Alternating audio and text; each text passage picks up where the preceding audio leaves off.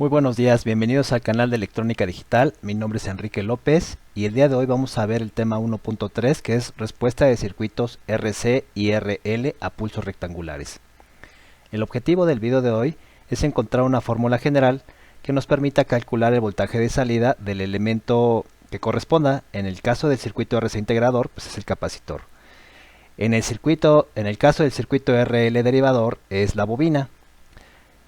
Los circuitos RC derivador, pues el voltaje de salida sería en la resistencia. Ya te mostraré que la configuración es a la inversa. Primero va el capacitor y luego va la resistencia para el circuito RC derivador.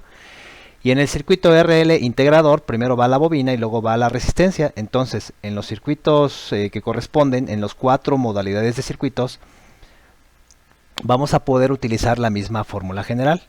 Y hoy vamos a empezar con la obtención, vamos a llamarle así, de una fórmula para el voltaje de salida de este capacitor, y lo vamos a comparar contra una fórmula que se propone funciona para los 4 modos de circuito. Ok, tenemos aquí el circuito RC integrador, que se compone de una fuente de señales cuadradas o señales de reloj con una amplitud cualquiera, una resistencia y un capacitor en serie. El capacitor va conectado a tierra y el voltaje de salida en este caso va a ser en el elemento capacitor. Primeramente, he de comentarte que cuando la señal de reloj pasa de 0 a un valor de amplitud, empieza un proceso de carga a través del circuito de carga del capacitor a través del circuito de la resistencia, porque es un circuito RC.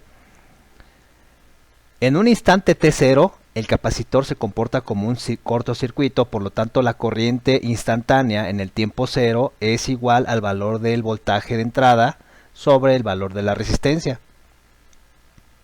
Si la duración del periodo o del tiempo de estado alto de esta señal cuadrada, y como es cuadrada, pues es T sobre 2, si este tiempo T sobre 2 es mucho mayor que 5 veces la constante de tiempo RC, entonces el capacitor se carga de 0 al valor total del voltaje de entrada.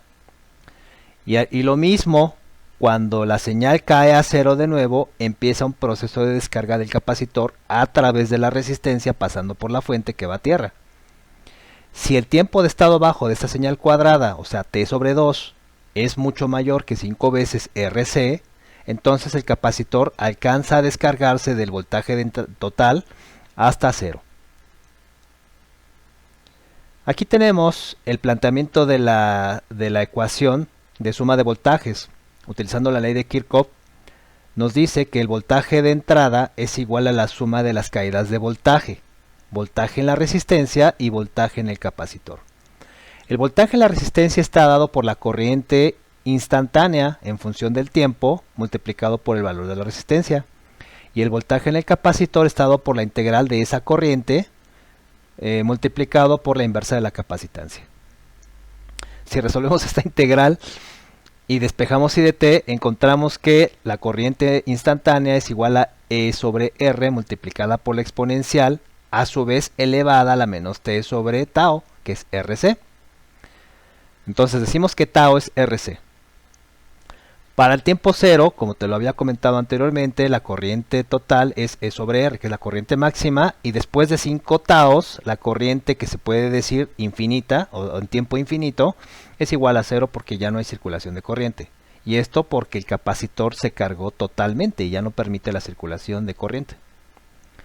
El voltaje en la resistencia, que de esta ecuación de la ley de Kirchhoff, nos dice que es igual a I de t por R, pero I de t habíamos encontrado que era E sobre R multiplicada por una exponencial.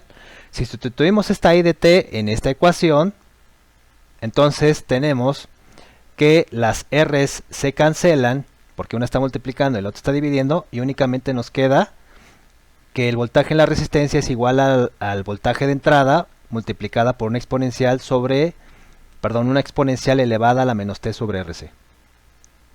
Asimismo, el voltaje en el capacitor habíamos dicho que era la integral de 0 a t, que el t es el periodo, de la corriente instantánea multiplicada por la inversa de la capacitancia. Pero si sustituimos I de t por su equivalente que habíamos encontrado, que es E sobre R multiplicada por la exponencial a la menos t sobre RC. Entonces, nosotros al resolver la integral, vamos a encontrar que el voltaje en el capacitor es igual a E multiplicada por 1 menos E a la menos t sobre RC. Aquí nos dice tomar en cuenta que el voltaje del capacitor en el tiempo t0 es 0. O sea, el capacitor está descargado, es un cortocircuito, por lo tanto su caída de voltaje es 0. Y el voltaje en el capacitor después de un tiempo infinito, que es igual a 5 veces la constante de tiempo RC, va a ser el valor total del escalón que estamos metiendo, o de la señal cuadrada de reloj. Aquí podemos ver una gráfica que nos muestra cómo se va cargando el capacitor al mismo tiempo, o el voltaje en las terminales del capacitor, al mismo tiempo que vemos cómo la caída de voltaje de la resistencia va disminuyendo.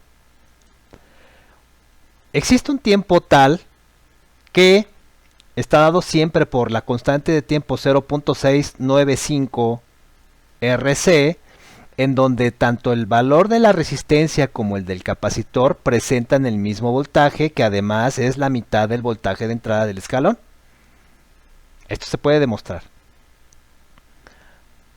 Existe una ecuación general que nos dice que el voltaje o corriente en función del tiempo será igual a, llamémosla así, voltaje final más voltaje inicial menos voltaje final multiplicado por E a la menos T sobre tau, donde tau será RC para circuitos RC y tau será L sobre R para circuitos RL, sin importar si son circuitos integradores o derivadores. Ahora, X de T puede ser voltaje o corriente, XI valor inicial, XF valor final. Aquí lo importante es que tú sepas cuál es el voltaje final y cuál es el voltaje inicial, hablando del voltaje. Como lo podemos ver aquí en la figura 1, pues nosotros sabemos que el voltaje inicial del capacitor es 0 y el voltaje final es E. Con esto ya podemos sustituir en la ecuación general.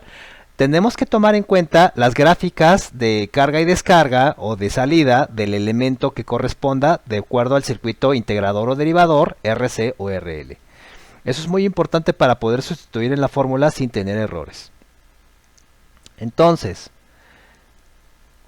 vamos a hacer aquí la analogía. Vamos a utilizar esta fórmula general para verificar que funciona. ¿Y cómo vamos a hacerle? Bueno, yo voy a empezar a sustituir voltajes finales e iniciales y voy a obtener una ecuación. Y si la ecuación que yo obtengo es la ecuación de voltaje de salida del capacitor, entonces quiere decir que la fórmula es operativa.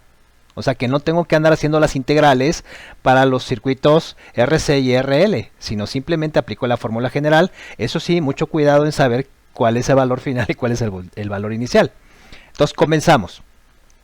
Aquí me dice voltaje del capacitor en función del tiempo va a ser igual al valor final, que en este caso es E, porque se va a cargar hasta E si tiene tiempo suficiente, más voltaje inicial, que es 0, menos voltaje final, que es C, multiplicado por E a la menos T sobre tau, que es T sobre RC. Yo aquí puedo factorizar perfectamente el voltaje E y me queda la ecuación entonces como voltaje del capacitor en función del tiempo es igual a E multiplicado por 1 a la menos E sobre T a la sobre RC. Y esta fórmula es exactamente la misma que obtuvimos con el análisis de la ley de Kirchhoff y resolviendo las integrales. Así que es completamente operativa. Es confiable. Aquí nos dice nada más recordar que el voltaje en el capacitor en un tiempo 0 es 0 porque no está cargado, es un alambre. Y el voltaje en el capacitor después de un tiempo que ellos llaman infinito, pero no es infinito, es 5 veces tau, o sea 5 veces R por C, es igual al voltaje total. Con esto ya tenemos la seguridad de que para el circuito RC integrador opera. Y vamos a hacer lo mismo, las mismas sustituciones para los otros circuitos. Y si nos salen, y las fórmulas que nos salgan, pues serán las fórmulas que vamos a aplicar para esos circuitos. Ya nada más recordarte como repaso que un capacitor en un tiempo 0 es un cortocircuito y después de 5 veces tau es un circuito abierto. Y la bobina a la inversa. La bobina en el tiempo 0 es un circuito abierto y después de 5 veces tau, que es L sobre R, es un cortocircuito. Sin más por el momento me despido y nos vemos en un siguiente video. Hasta la vista.